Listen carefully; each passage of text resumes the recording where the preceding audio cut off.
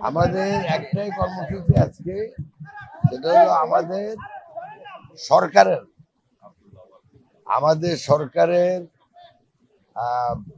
Plan অনুযায়ী আমরা প্রতি বছর 5 কোটি আহ, বৃক্ষরোপণ করব। সেটার পূর্ণ পরিকল্পনা কিভাবে করা যাবে, কারণ মে মাস থেকে আমাদের এই বৃক্ষরোপণ শুরু। তো আমরা চাচ্ছি যে এবছরে আমরা যেন 5 কোটি পূরণ করতে পারি, সেটা নিয়ে আমরা বিস্তারিত আলোচনা করি। একটা বৈশ্বিক সংকট এখন দাঁড়াচ্ছে, তো বিশেষ করে জ্বালানি ক্ষেত্রে তো একটা সংকট দেখা দিতে পারে।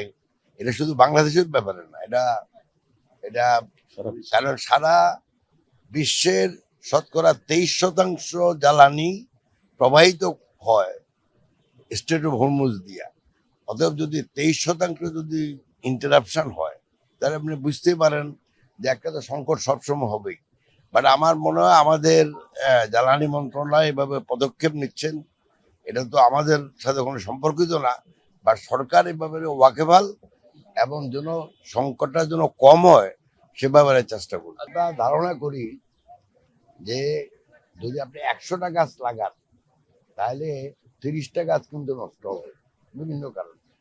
তো নেক্সট ইয়ারে সেটাকে আমরা নতুন করে করার জন্য ওই 30টা জন্য রিপ্লেসমেন্ট আমরা করি।